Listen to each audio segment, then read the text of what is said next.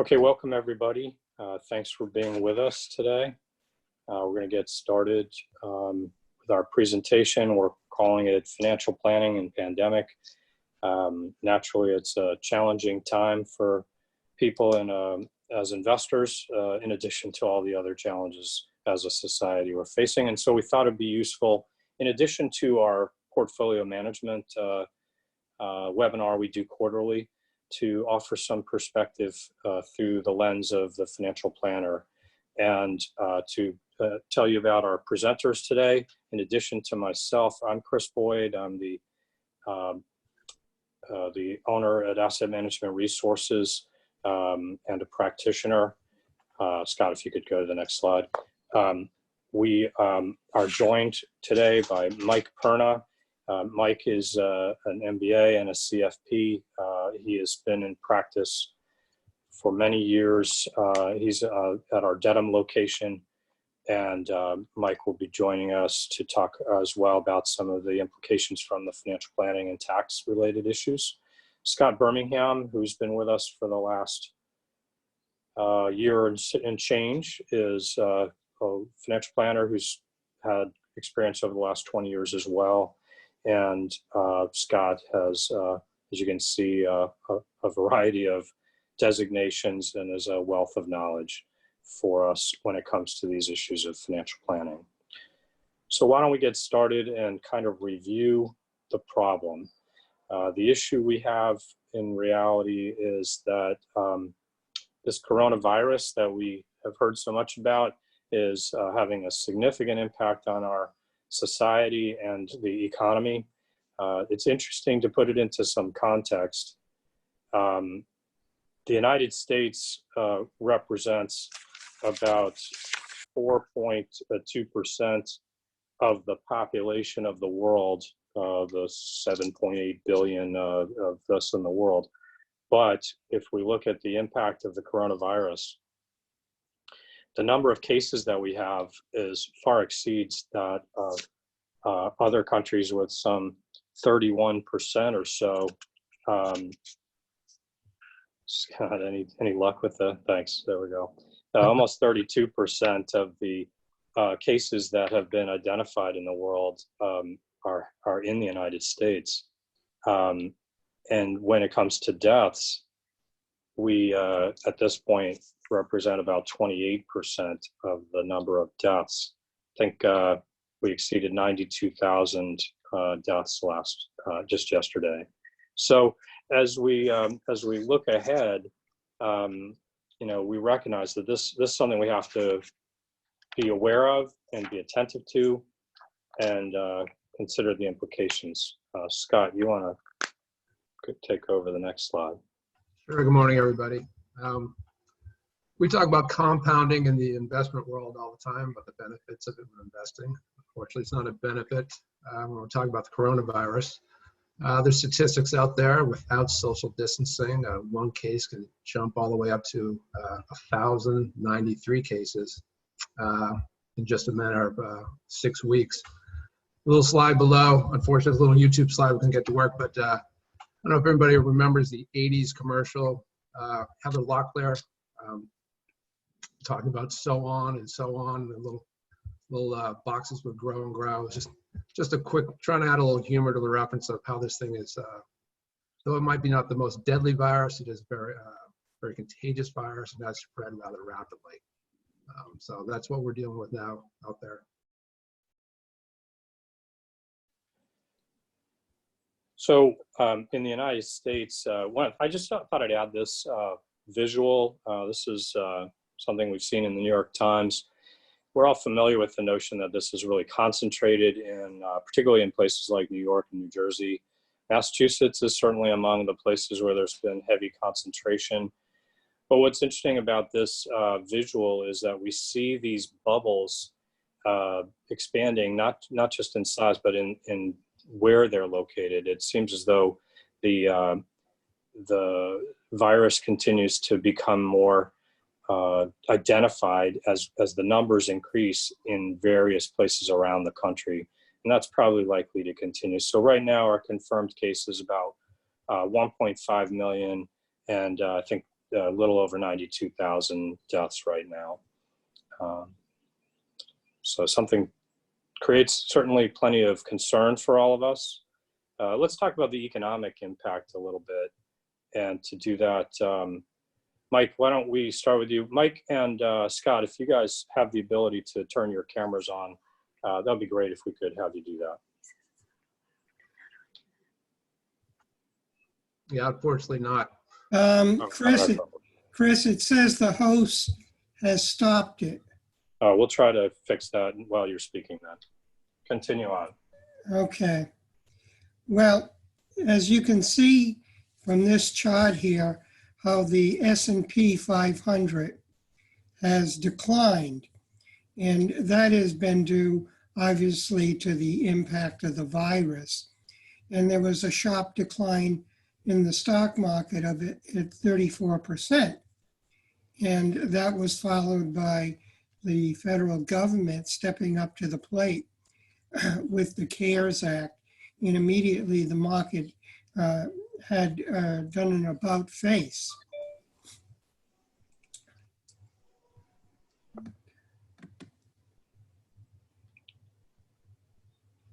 Okay. This chart here shows the impact of long-term bull markets and bear markets. And if you notice under the graph in the purple are the bear markets, and the blue above the line are the bear markets. And what you notice is that bear markets tend to go much higher, okay, and last much longer. Okay? And this is something that we have to keep in mind when we're investing. There are always going to be bear markets, okay, but they'll always be followed by bull markets.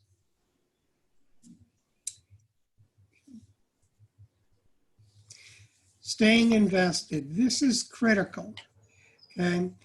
This chart shows what exactly would have happened from the 20-year period, 2000 to 2019, okay? And during those 20 years, had you remained fully invested in the S&P 500, you would have returned 6.06%. Okay, had you missed, in that 20-year span, had you missed the 10 best days, okay, your return would go down to 2.44. And had you missed the 20 best days, okay, it would have gone down to practically 0.08%. And so forth, as we see that missing days, oftentimes the market doesn't just go up at a steady pace. It goes up in leaps, okay? And those leaps can't be missed, because if they are, the entire return that you're looking for in the stock market will probably not come to pass.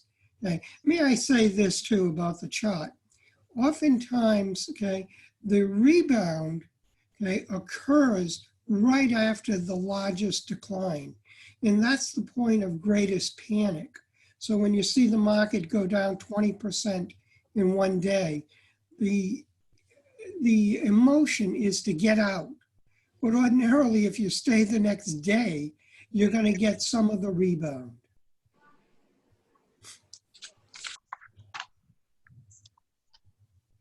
Okay, and this chart shows us the importance of staying invested. And what essentially it means is that in this case here, after the decline in 2008, had you stepped aside for 1 year, the 2009 year, and then went back into the market, okay, you see the difference between staying in the market and having sat out for a year and then coming back in. And it's a substantial difference. I think both those slides are really addressing that you just can't win by market timing. Yeah, I mean, I think that, you know, we have to control emotion. And there's no emotion greater than fear. And when the market makes a sharp decline, as it did in this past year, in March, the inclination is to get out. You're afraid you're gonna lose everything. But history has shown us that the market does recover, and you don't want to be out when it does recover. This particular slide was from Morningstar and is a little dated now, in that it only shows through early 2019, but the point is still valid for the notion that time in the market is really important and better than timing of the market ultimately.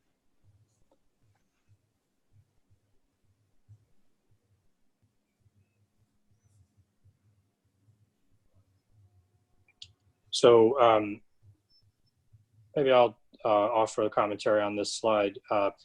And we've seen in the last 2 months, roughly, the better part of 36.5 million jobs, unemployment claims begin.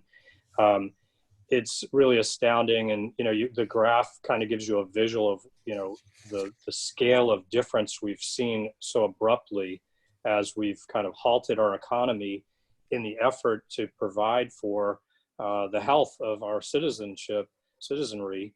And so, that, for some perspective, is about 25% of the workforce in the US has suddenly become unemployed or furloughed and is applying for assistance without their ordinary resources of income. Naturally, that's going to have some economic impact the longer this goes. And that's, a big part of the motivation why people want to try to get everyone back to work, is because of the economic cost, which has related costs as well. But this will have some drag on the economy over time.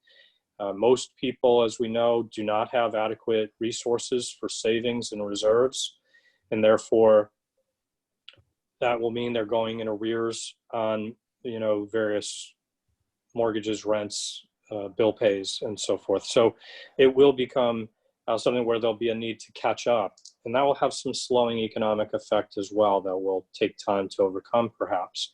And the longer this goes, the more challenging that becomes. And so it remains to be seen, as we saw earlier, despite our desire to move things forward, the numbers of those virus contagion continues to spread, and it's not exactly an easy solve at this point. Yeah, we heard the Fed chair talk this week a little bit about this, and that'll kind of move us towards some of our next comments. The government response has been swift and vital, I think, in putting a floor to the anxiety we saw in the market previously. The Federal Reserve, early in March and throughout March, created some fast action to try to address the challenging, changing economic dynamics, both with extensive quantitative easing and with various forms of, providing liquidity to the markets, interest rate reduction. There's been a lot of things the Fed has done rapidly that was instrumental in trying to create confidence in the markets. The legislature and the president together have signed into law the CARES Act and other legislation. Right now, I think I heard that we're just shy of $3 trillion having been put into motion as a result of legislation reacting to the challenges of the coronavirus. And, this CARES Act was multifaceted in terms of where money went, ranging from student loans to money for healthcare considerations, money going directly to taxpayers or supplemental unemployment considerations. Industries like the airline industry or big companies like Boeing and lots of others received some assistance in this time. The one we've probably heard the most about has been the Paycheck Protection Program, the PPP. At its origin, some 350 billion or so to be issued in small business loans to help extend payroll a couple of months or so. There's been a supplemental round, almost another $500 billion of funds to put toward that as well, because it went so quickly. Again, you understandably think, well, why is this really a good use of government funds? On the other hand, many of these companies had to close not because of anything they did or didn't do, just as a matter of public health policy. It was necessary. So the idea of trying to assist these, the public and employees as well as employers through these manner of legislation has had a significant and important impact, particularly on the market as it judges the health of the economy and the future prospects of things. In addition, there was money for state legislatures and state and local governments, rather, for of course, their tax revenues are drying up as well, and so they're in difficult shape as well. So let's look to the next slide. There's been this impact on the market has been dramatic. The Fed response and the CARES Act response seem to pretty closely mark the bottom of the markets and the response to start to rebound. We do notice that markets declined by some 34%, give or take, from top to bottom. And of course, we're up some 30-ish percent from the bottom, even today. But, of course, that doesn't get us back fully. We're still down, I think it's around 18% or so, depending on which index you look at, in the neighborhood of 15% from the couple of different indexes with the Dow and the S&P. So that's because, of course, to make up those losses, you need to have more gains to recover. So, will we? How quickly will we? Probably not immediately, but it's amazing how rapid the response has been from the market. I think investors, want to be prepared for more volatility. It does seem that there is a willingness from the Fed, certainly, to provide additional response if needed. And we do see Congress evaluating what, if any, additional action should be taken to try to bring greater economic stability. And that remains to be seen. What, if anything, will be additional supplemental assistance. I think to some extent it becomes really a question mark of how much will the virus interfere with the U.S. economy, to what extent, for how long, and that will certainly be a factor in how government continues to respond to this. Let's turn our attention to some of the financial planning implications for, in response particularly to the CARES Act. And to do that, I'll turn things over to Mike and Scott to go through the next few slides. Yeah, one of the first things that the government did was that it suspended all required minimum distributions for 2020. So this, pertains to people who are over age 70 and a half, and every year have to take a certain amount from their IRA. Well, this year the government said, that's no longer in effect. And if you've already taken money out, okay, you have 60 days in which you can put it back in. Okay. Now, something even, more important is that anyone turning age 70 and a half, okay, after December 31st, 2019, okay, those people, for them, the required minimum distribution age has been moved from 70 and a half to 72. So if you turn 70 and a half this year, okay, then you have actually till when you turn age 72 to begin taking required minimum distributions. Okay. For pre-retirees, they wanted to help folks out with the market down almost 34%. They're worried about people being unemployed, needing to get at cash quickly. So what they did is they allowed you to actually make withdrawals anywhere up to $100,000, which obviously is a lot of money. But so some of the benefits are you could take money out of your tax-deferred retirement plan and avoid the 10% early withdrawal penalty. So if you're pre-59 and a half, typically you'd have to pay a 10% penalty if you're accessing, say, for example, your IRA. So that was waived to make things easier for folks. Would you still pay taxes on it? Yes, you'd still pay taxes, but you would avoid the penalty. You would also avoid the 20% mandatory tax withholding that is typically done. Again, trying to make things easier for folks. I believe the default is, so if you did take money out of your IRA, for example, you could spread that income tax to you over 3 years. I believe that's the default. You could change it to 1 year if you wanted to, but why not spread it over 3 years? And if you wanted to actually put that money back in at some point, the government will allow you to do that over 3 years. So say you took money out for an emergency, things level off next year, you want to put that money back into your IRA, your 401k, whatever it may be, you could put it in over 3 years and then have your tax returns essentially adjusted to make up for the essentially the income tax you paid on the money that came out to you.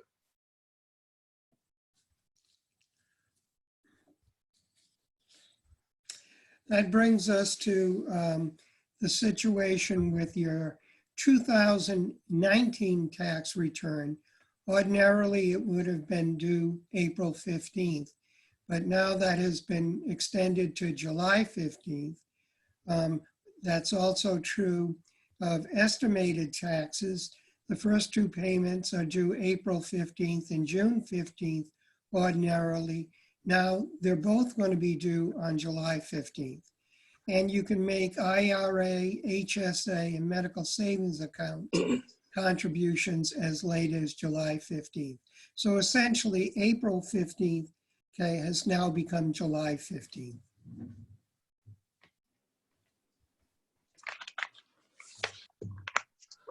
For federal student loans, and we're talking specifically federal student loans, your interest, there's no interest essentially from March 13th to September 30th.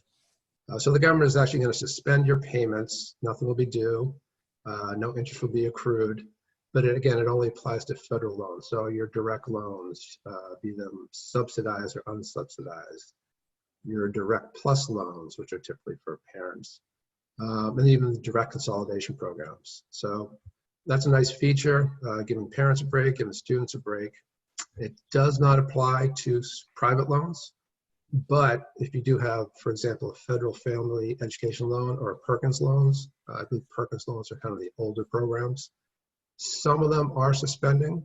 It's just you would have to talk to your private lender specifically to see what they're doing. For the federal programs, it should be taken care of automatically. You don't need to do anything. They essentially suspend your payments through September 30th.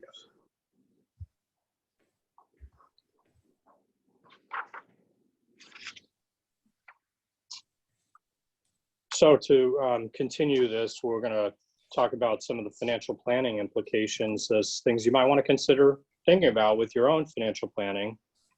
And to get us started, Scott's going to continue that.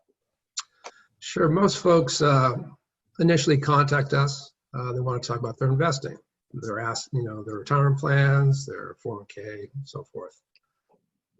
It's probably the sexier topic, the more interesting topic. But when folks come in, we want to make sure we know their big picture. So we want to make sure they have an adequate emergency fund, whether they're still working or they're retired. And we want to make sure and again, there's no better time to talk about emergency funds than right now. We want to make sure they're covered for life insurance, long-term care. Do they have debt? Do they have mortgage? Do they have kids going into college? So for example, if you have kids going to college for years from now, some of that money should be set on the liquid side rather than invested. So we need to know the big picture. So as we make allocation suggestions and provide guidance to you, that we know the big picture, that we're putting you in the best possible position.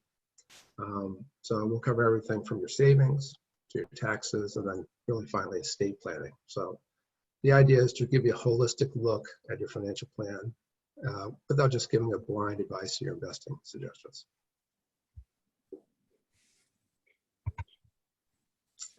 So we're going to go through a few topics here. Cash management, very important these days with what's been going on. Risk tolerance, have you updated recently? Expenses and savings, which really for financial planning, which is near and dear to my heart, knowing your expenses is really a big piece as we plan to make projections.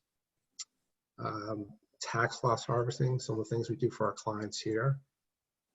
Charitable giving. There's been a few changes to charitable giving with what's going on with the CARES Act in 2020. Roth conversions, very attractive when the market's down, so we can talk about that as well. Asset protection. When I say asset protection, I'm talking life insurance, estate planning. And then while everybody's sitting at home, maybe now is a really good time to really get organized and really update your plan. So that's kind of what we're talking to our clients about today. We're going to go through a lot of those themes over the next few slides. So as a financial planner, we're always talking cash reserves. So if you're still working, we might say anywhere from 3 to 6 months of living expenses. Depends if one person's working or two people are working.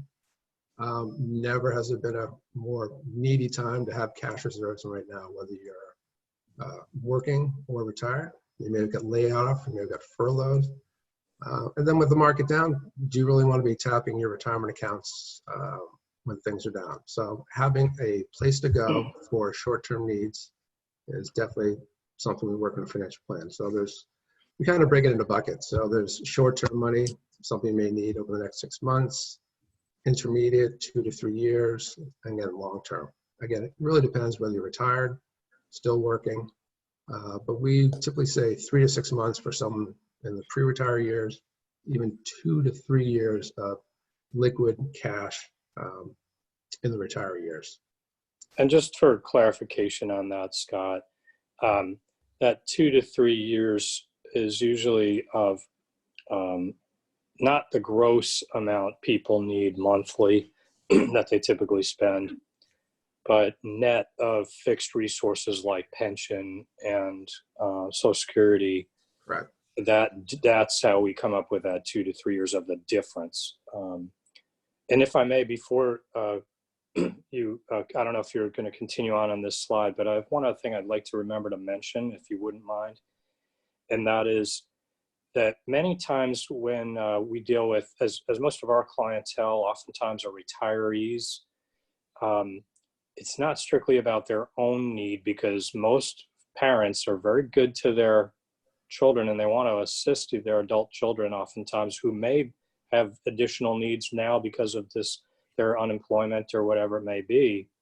So as you think about your cash reserve and your cash needs, if you recognize that there may be a need for more than you have available, speaking with us about that as soon as possible could be really important. But it's also important to be conscious not to put your own financial security at risk when trying to help out your family. Thanks, Scott. Oh, good point. A few of the other issues that have come up recently, should you still be saving into your employer-sponsored plan with what's going on right now? Or I guess that depends, do you have adequate cash reserve? So you kind of have to weigh those differences. And are you worried about getting laid off? Sure. And then some folks are asking about getting back into the market. Do I lump sum invest? Do I dollar cost average? I think I know what our analysts would say, but again, it's probably, we can show you what the historical differences are, but it probably depends on your comfort level with getting back into the market. I'll just comment on that as well. I think it's one of those things that's really challenging. If at some point along the way, we've had people who have raised their liquidity out of anxiety from the market, or other times where people say, I'm ready to put money to work. And, it becomes a challenging dynamics to say when to do that. Brian Regan, our portfolio manager, has indicated that in his assessment, our view is that markets presently still really are within what we might estimate a fair value to be. And so it is still a reasonable point at which to enter the market. But of course, we are a lot higher than where we were at the market lows, which makes it challenging. It is also likely that, it wouldn't be surprising to see volatility re-enter the market as well. And so that may be a factor in the way you want to think about how you deploy resources and whether to do it in increments rather than in a single investment. And we can certainly be helpful in trying to navigate that conversation. What's probably most important is where we're going with our next slide.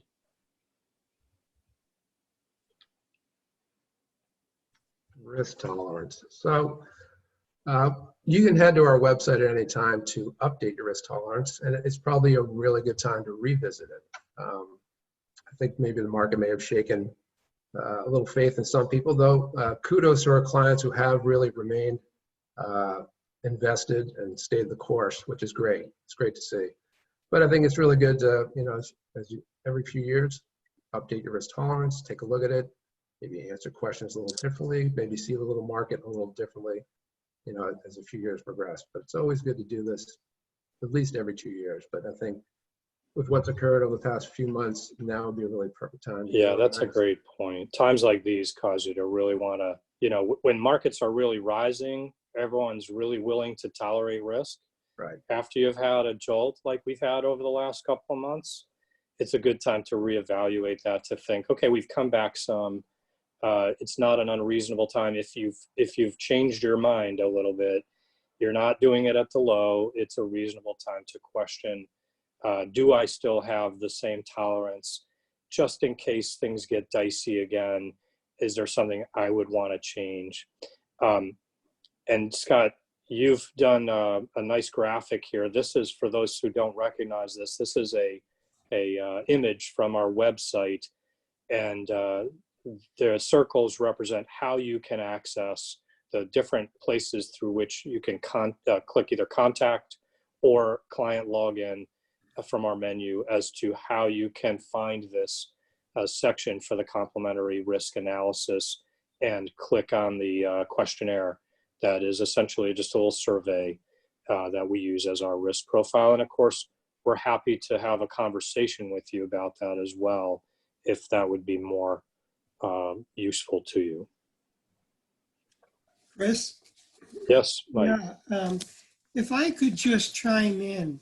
Please. I think it would be a good time for everyone who's listening and for all of our clients to do an updated risk analysis.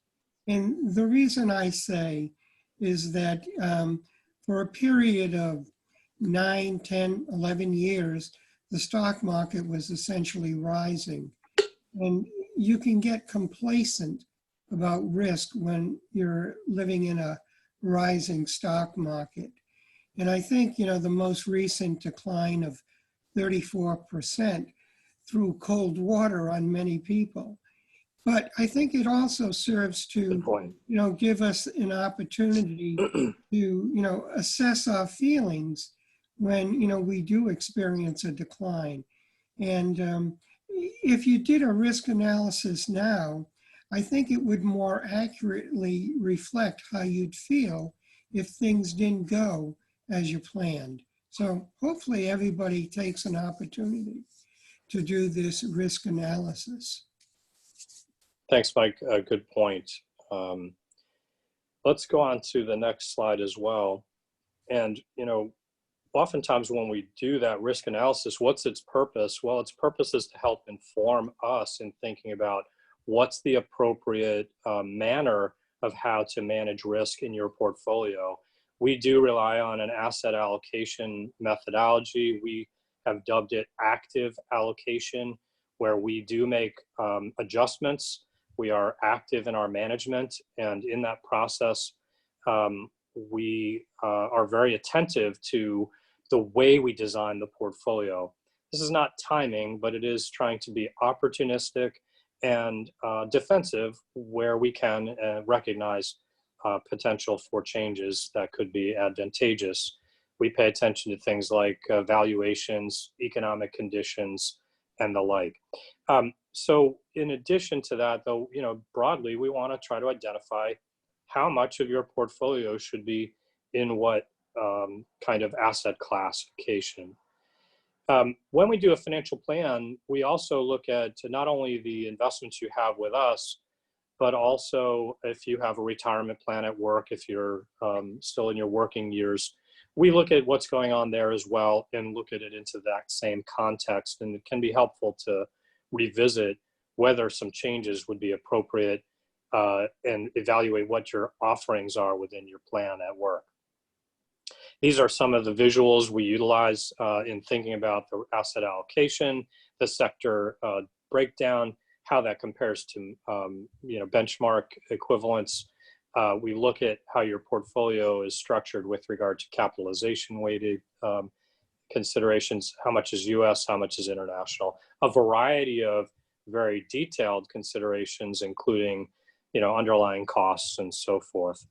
So it's a good time for us to try to revisit all of that with your portfolio. And one of the ways we do that is inside the context of the financial plan, which is the more comprehensive way to see what's happening in your situation. But for those who are nervous, I think it's in addition to revisiting your risk profile and the asset allocation decisions. On our next slide, I put in this just as a reminder that I think oftentimes when you look at the underlying, if you kind of peel away the layers and look under the hood, it can really add confidence. This just happens to be some of the names that were in when I did this a couple weeks ago for our 50-50 strategy, which is a modest risk, as I would call it a conservative strategy. We were looking at some of the names inside there, and as you look down the list of names, hopefully you can see these names like Johnson & Johnson and Microsoft and Samsung, Apple, United Health, Pfizer, and so forth and so on. These really fabulous companies that, as even ones that may have some disruption in the near term, if you recognize some of these names, you'll think oftentimes that even despite some economic disruption in the near term, maybe knowing these names would give you confidence that over time, they're going to be companies that will withstand the volatility and come back solidly in the future. Now, these are, as you can see, just a handful of names.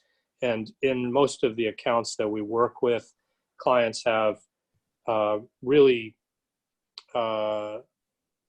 hundreds of stock positions in varying sizes, and these are all relatively modest in size. But so we're only showing you a glimpse of the names. But my point still is that I think when you peel away the layers and you look at some of the names, it can give you a little more confidence to say, okay, I can withstand some of this recent volatility, and maybe things are going to turn out for the better over time, despite recent volatility. Mike, why don't you take it from here as we talk about Social Security? Social Security is a big part of virtually everyone's retirement income. And the question then becomes, when should I take my Social Security? You can begin ordinarily as early as age 62, okay? Or, you can wait. And at age 70, everybody becomes automatically entitled to Social Security. And at age 70, you would receive your higher amount. So what we ordinarily look at, okay, is, where is a person, in his lifespan? In other words, some people, when they get into their 60s, particularly if they've had, have worked in manual labor, simply can't continue to work. They may have back problems, leg problems, whatever, okay? So the question is not waiting till age 70, okay? The question is, making sure that the person does have some income, if they can no longer work. But there are a lot of people who can continue to work till age 70 or can stop working at let's say, age 65 and live on other resources and start collecting at age 70. Age 70, of course, offers the highest amount of Social Security. And generally, if you live more than 12 years after age 70, you will have recouped everything that you would have received had you started taking Social Security earlier. So if you had started at age 62, you would have had 8 years of Social Security, okay? But at age 70, you would receive an amount that would be at least 20% higher, okay? And by age 82, you would have recouped everything that was lost, if you will, between age 62 and 70. So after By age having delayed, yeah. everything is gravy. Now, the question then is, are you betting? And the answer is yes, of course you're betting. No one, knows how long they're going to live, okay? But the fact is that many people do live well beyond that 12-year period of time. And for those people, they make out, by waiting for Social Security. So in general, we look to age 70, as the best place to start your Social Security, if you can, okay? Many people can, some people can't. But if you can, we would think that age 70 is the better way to go. Not only is it a higher amount, okay? In the future, there'll be cost of living increases, and those cost of living increases will be on a higher amount, so they will be higher. So, If I could also add something, Mike. yeah. A couple of quick thoughts. One is that by full retirement age for most people is, these days between 66 and 67. And so you likely, most people should try to refrain from taking benefits prior to that because they're significantly discounted as you take it early. And as you mentioned, you get additional increases, which works out to about 8% additional benefit per year by delaying to 70. So when we do our financial planning projections, we often model out how the impact will play out for people if they take it at different ages and why one might actually be more beneficial than another. So we can model some of those thinking. It's also relevant that the higher earner, oftentimes we want to try to have them take their maximum benefit because that will potentially last the longer of whoever, if in a married couple, whichever of the two lives longest. So it's not only for their own life expectancy, but it may be for both the spouse's life expectancy. Many people have already made this decision, but for those who have maybe listening, who have not taken this decision, we just did an interesting radio program this last weekend with Kurt Czarnowski, a Social Security expert that we've had on many, many times. And he did do some interesting discussion about the notion of how, you might want to think about some of these issues. It was a good discussion, engaging, and you might want to check out our website on the radio page to catch those podcasts of Kurt's comments. One thing he did talk about was the notion of, if I'm unemployed right now, having my challenges, and need to start thinking about taking my Social Security benefits, can I turn it on and later turn it off if I'm back at work in 6 months or something. So, there are techniques that can be useful to think about as other possibilities that, may be worthy of consideration in these unique times. Yeah, Chris, let me just add this, that, I started in the business 40 years ago. And in those days, things were pretty clear cut that, by age 60, the client had his kids through college and the mortgage was paid off. At 65, he retired. Between 65 and 70, he enjoyed his retirement. 70, he got his first heart attack, and by 75, he was dead. And that was how we did all our planning in those days. But today, I have several clients in the 90s and many who routinely make it into their 90s. And 90s is no longer considered, an outlier. We Yes, all have people, yes. who have lived into their 90s. And, I tell my clients, if they're in relatively good health and they're visiting me at 65, I say, we got to think 90. We got to think, 25 to 30 more years. And that's the reality Easily. of life today. And we also have to factor in that medical science, is continually making breakthroughs, in medicines as well as in various operations. So it's a lot longer call today than it was way back when.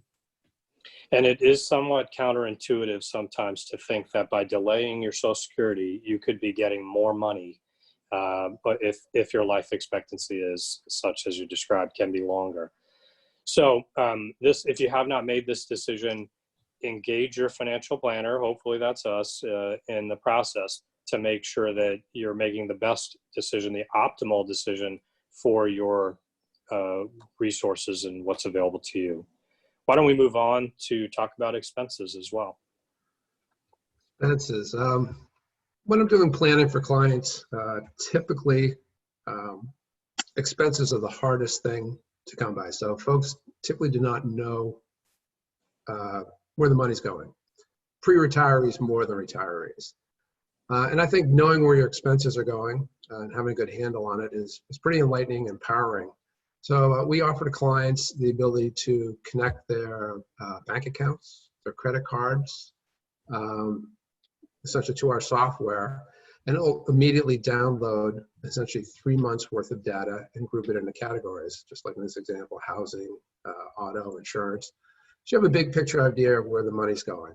And then as their clients, this will all accumulate, 3 months, 6 months a year. And it gives us a really good idea of your spending patterns. Now, as advisors, we only see the big categories here. We don't see, you're shopping at Amazon or Bed Bath & Beyond. We just see the big categories.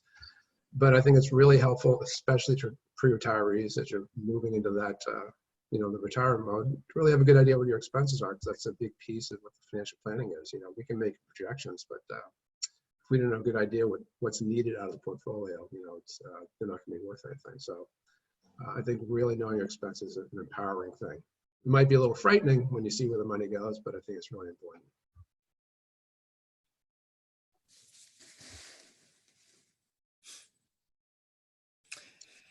Tax loss selling, what's it all about, okay? Particularly when the market turns down, as it did, this year, we are in a situation where what we paid for a stock is higher than what it is currently selling at. And if you like the stock, okay, or even if you don't like the stock, it's usually pretty wise to sell and to capture the loss. It's called loss harvesting. And that loss can be used to reduce taxes. If there are no gains to offset, okay, $3,000 of tax losses can be used each year on your taxes.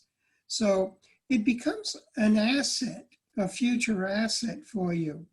More importantly, it gives us as financial advisors a certain amount of flexibility to make changes in your account. Oftentimes, we want to make changes because of the way the market has evolved, and yet we dare not, because whatever it is that we want to, take out of your portfolio incurs such a large capital gain that it really mitigates all of the benefit of making the change. So we usually just have to sit with it.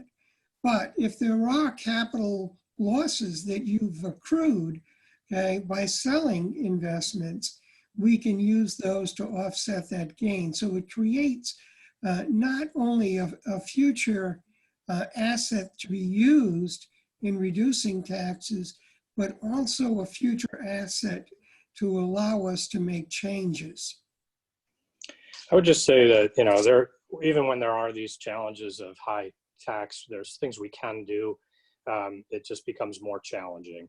And so having this practice of tax loss harvesting can be a really advantageous tool. And so one of the consolation prizes of down markets are we can do some maneuvering, replace similar holdings, and get some of this tax benefit banked for future use, whether it's for tax in the given year or to offset capital gains in the future. So definitely something not everyone does and can be a differentiator from one firm to another.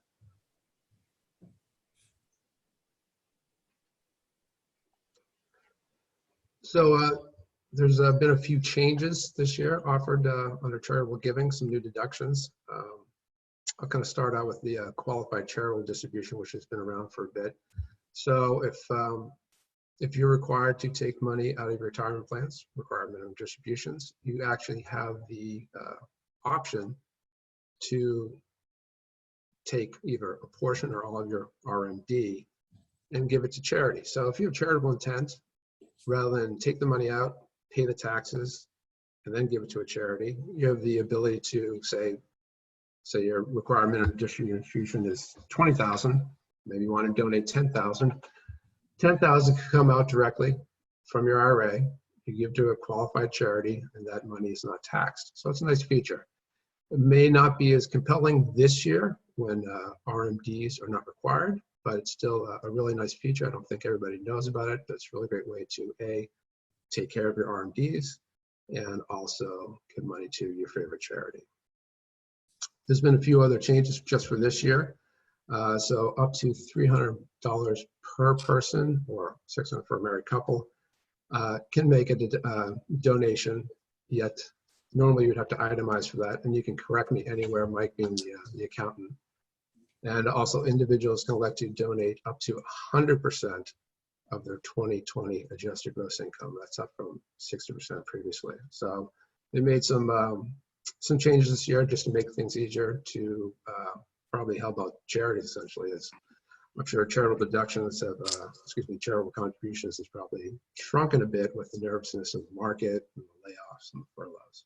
I would add one other thing. Oh, sorry, Mike, you look like you're about to go right ahead. I was going to say that with the Tax Act of 2018, it became more difficult to itemize deductions because the standard deductions were raised. And much of charitable giving, had a tax component to it. If you were in the 30% tax bracket, essentially you could deduct the charitable giving, and it really reduced the amount you had given by 30%.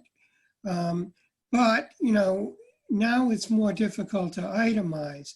So a lot of people, don't give charitably as they used to because there's no benefit, no tax benefit to it. So this now allows people who don't itemize, which is virtually everybody, okay, allows them to get some sort of deduction for the charitable giving. Helps the charities, helps the individual taxpayer. I would just make one other observation that, right now, there is an enormous amount of need. People who are struggling to pay bills, buy food, pay their rent and mortgage and so forth. And so, a lot of people who are out of work, particularly those people on the lower rung in terms of job security and income security. So for those with means, in addition to these qualified charitable deduction approach, which is a great way to donate by averting significant tax, it's super advantageous tax benefits for the donor in that process. You can also remember too that appreciated assets are worthy considerations for contribution. So if you have a stock or real estate or something like that that has appreciated significantly, to donate that to a charity avoids a lot of tax. The charity does not pay tax on it. You give the appreciated asset at its full value, despite maybe a lot of capital gain, and the charity can access those funds without capital gain at all.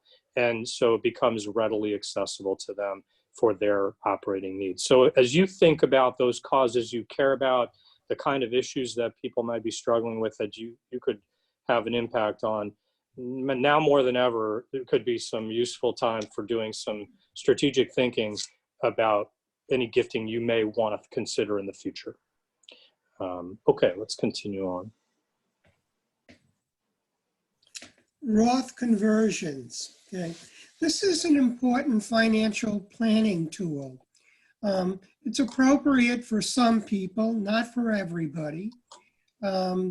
And as you know, when you do a Roth conversion, you're moving money from a traditional IRA, which was untaxed, into a Roth IRA, from which you will be able to take money out and not pay tax.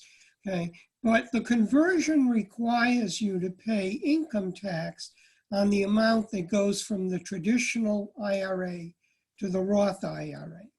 So why would you want to do that? Okay, well, there are several reasons that figure in. Number one, okay, right now you may have the opportunity to be paying taxes on that IRA money as it moves to the Roth at a lower rate than you would at some future point in time. Now, this could come about for several reasons, one of which is that the required minimum distribution doesn't have to begin now until age 72. And that's an amount of income that you don't have to take until age 72. So you could be in a lower tax bracket now, assuming you're younger than 72, than you will be later on. You would want to take advantage of the lower tax bracket, okay? In addition, okay, we believe that taxes are going to increase in the future. And, this seems to be quite obvious to us because number one, okay, first of all, we've had all of this government money that's gone out to support the economy during this period of, dealing with the coronavirus. And somehow that has to be paid, okay? It has to be paid back, and there's only one way, taxes. Taxes will have to be increased. But even irrespective of that, Mike, the current tax law simply is slated to rise in a few years. Yes, and may I also add that, if people's lives are going to continue to, the life expectancy is going to continue to increase, then more money is going to be needed to support people who are living longer, okay? Now, in order for this to work, you're going to need money to pay the taxes. The money that comes out of the traditional IRA is going to incur current taxes. So you're going to need money to pay that. If you don't have it, you don't want to be doing it, okay? Now, also, okay, there's a legacy issue here. And that is that, recently the Department of the Treasury changed the regulations for IRAs, inherited IRAs, which at one time, could have been taken over the inheritee's lifespan. Okay? And, this could have been 20, 30 years. So if someone age 50 was inheriting an IRA from their parents, they could, and they lived to be 90, they could have taken it over the remaining life, 40 years. It was called a stretch IRA. Well, the law now has changed, and all of those inherited IRAs have to be distributed within 10 years. But a Roth IRA... For those who die after December 31st of last year, just for clarity, if people already have a beneficiary IRA, they still can stretch it out. Just wanted to offer clarification. Okay.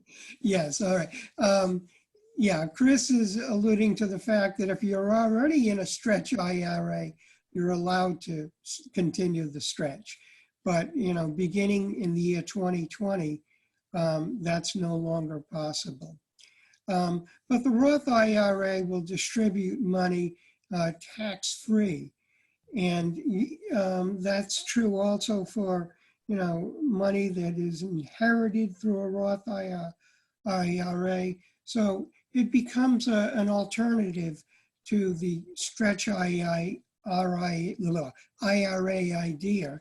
Yeah, it's a good point, Mike, that idea that I follow your point that it's desirable to get those taxes paid perhaps while one is in a lower tax bracket by virtue of being in retirement for many people.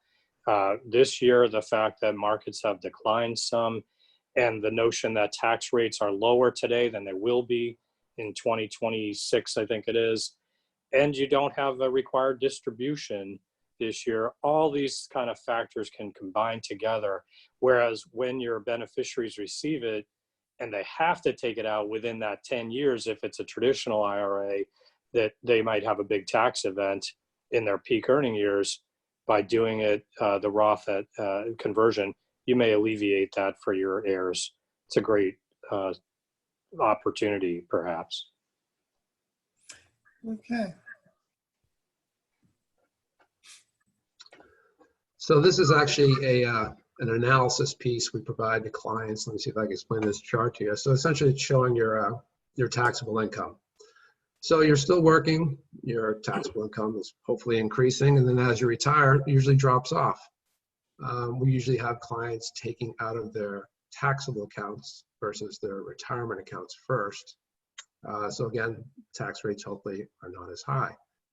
So then as, say, in this example, we're showing RMD at age 7.5, even though that has been pushed back to 72. Your tax rate will increase as Social Security kicks in, as your required minimum distribution kicks in, and in this example, it'll essentially accelerate. So the idea behind the Roth conversion is, you see that little blue bucket pocket there, in those low tax years, the idea is fill in that little bucket so that later on your tax rate is smoothed out a little lower over time. So pay the taxes now while tax rates are low, see what the benefit is over time. So we can run analysis for clients. Should they do a Roth conversion? What's the financial benefits? What's your comfort level with how much you do want to convert, and what would that look like for folks?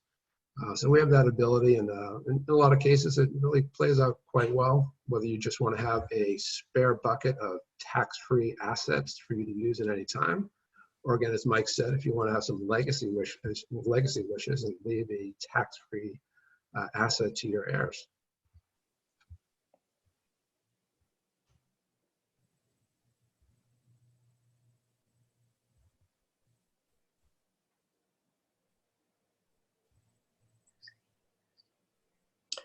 Okay, so one of the things we want to talk about too is, because of the current setting, I think we're all more acutely aware of health concerns, mortality, And as a consequence of that, as part of our financial planning, of course, it's a good time to be thinking about some of the steps we've taken to make sure we have the right planning in place. For example, there are people who are in their working years who may have mortgages and the like. Have we got the right life insurance amount? Part of the financial plan would help to assess that calculation and how much that need might be. For those who retain those kind of policies, are your beneficiaries current, whether it's for your retirement accounts, IRAs or work accounts, or your insurance policies? We see routinely that people forget to update these things, and there have been plenty of life insurance benefits given to an ex-spouse that wasn't intended, as an example. So you want to make sure that these things are up to date and current. Additionally, it's a reasonable time to think about what if I were to become disabled or have long-term care concerns? How would I manage those costs? And does your plan allow for that without being totally disruptive? Naturally, thinking about estate planning is appropriate, whether that's about your powers of attorney or healthcare proxy or living will. If you're not able to handle your own affairs, whether it's financially or healthcare wise, or your plan in case something happens to you, when you pass, what happens to your things, your goods, your stuff, and will that move the way you expect? Is it the most tax efficient planning? Is it the best structure for streamlining and seeing your wishes carried out? Of course, we operate in the same office suite in our Hyannis office with Boyd & Boyd. And so now is naturally a good time to have a conversation with your estate planning firm, whether it's them or others. Happy to have those conversations. Anything that I should have mentioned on this, Scott or Mike? No, I think the big thing is really getting organized, and this is a great time to do it. Okay.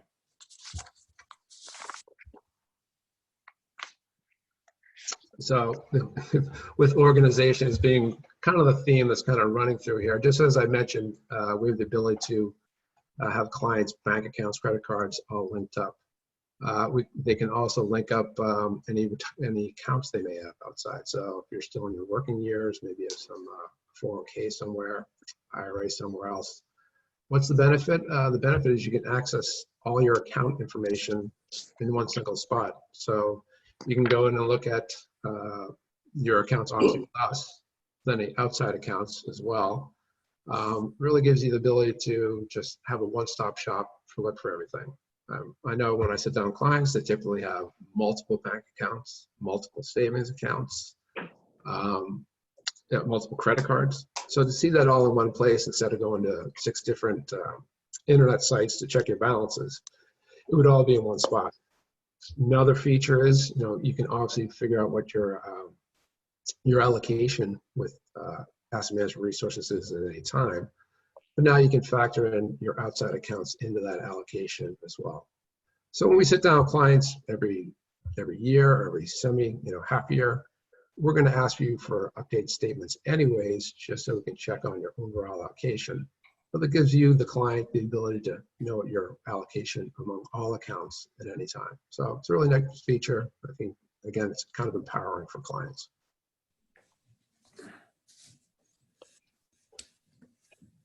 Scott, why don't you continue? Sure. So the big picture, are you still on track?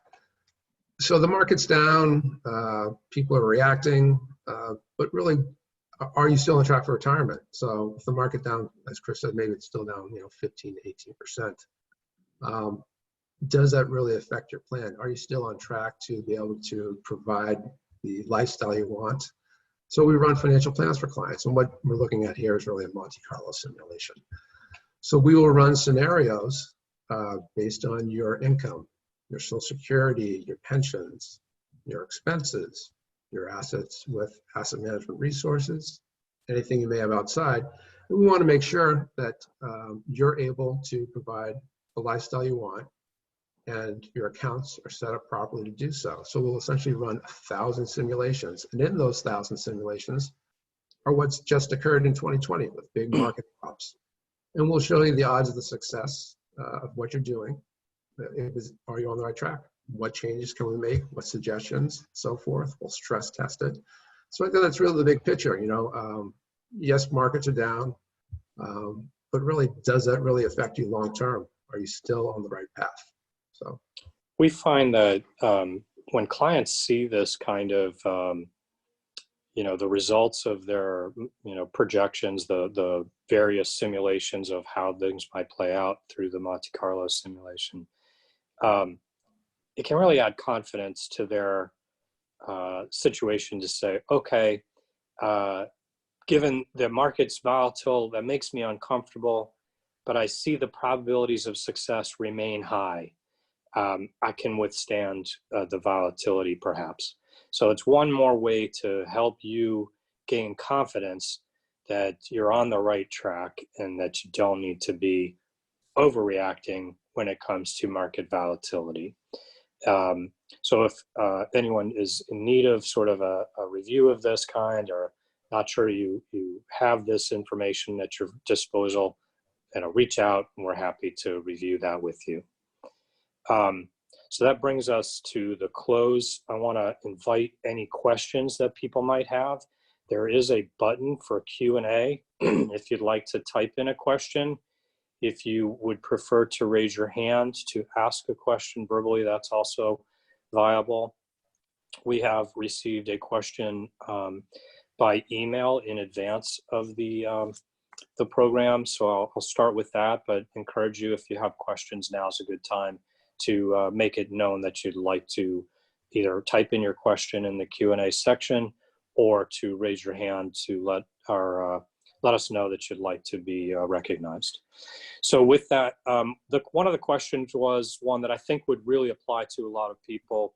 The question is, in anticipation of possible recurrence of the pandemic to whatever degree, and therefore another impact on the market, what are your strategies for protecting the retirement investments to the greatest degree possible? So it's a great question.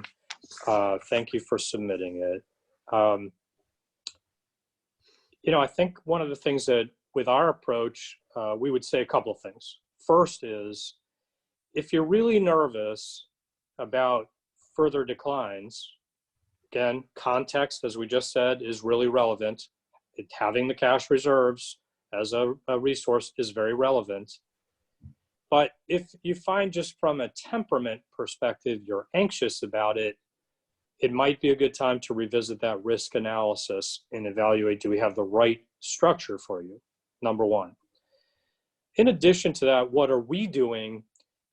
We are basically adhering to that risk asset allocation. There's a range within which, for example, I mentioned earlier a 50-50 strategy, a conservative strategy that's roughly half stock, half bond in its overall perspective. Within that, we will be making adjustments sporadically, as we did over the last quarter, in the face of these changes, where we try to be opportunistic, and we may at times structure the portfolio based on valuation as to whether to be more cautious.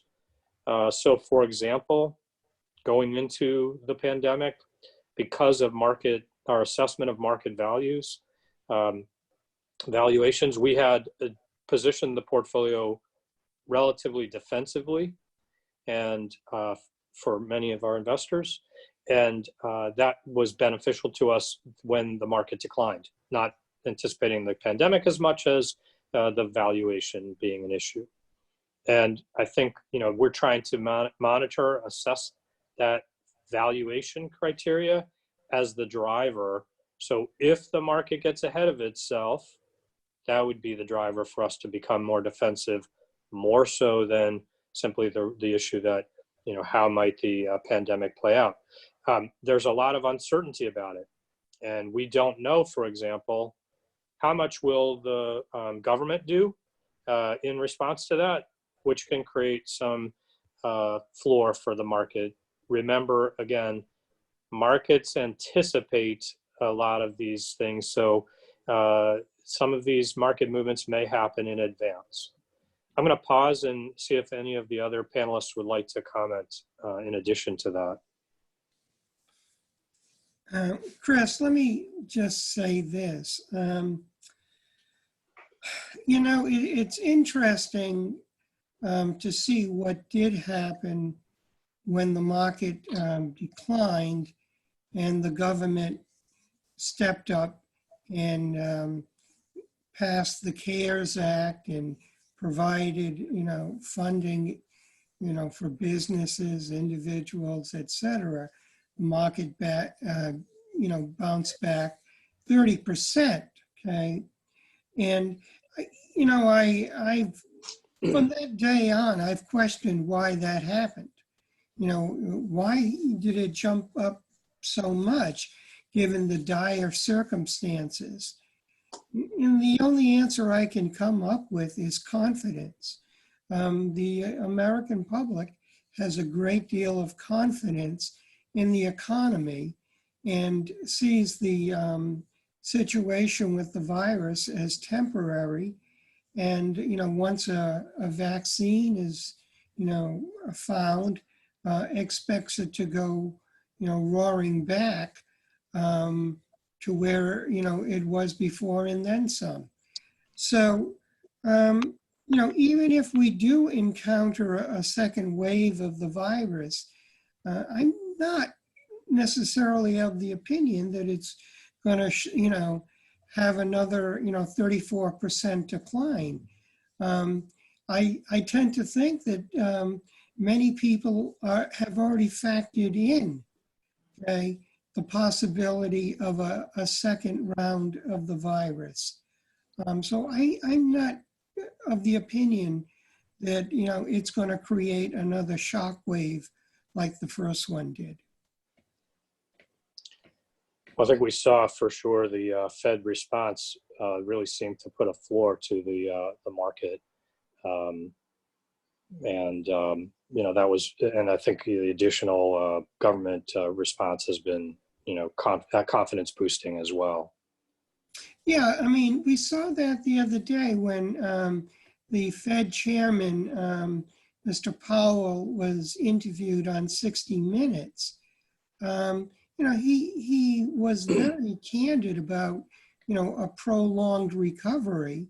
And he ended, you know, by saying, don't bet against the American economy. And that instilled a great deal of confidence. The next day, the market was up 1,000 points. So. All right. Let's see. Are there other questions at this time? No. We had, looks like there are not currently questions. Again, if you'd like to ask a question, feel free to chime in with a chat or the Q&A section or raise your hand. Just as a item, you know, I saw Brian commented that, you know, the issue for us was in that March decline, you know, there was this anxiety about liquidity that the Fed's response really seemed to put a comprehensive answer to, which gave the markets underlying confidence. Okay, I guess the bottom line for us then is it's a good time to be thinking about the financial planning context.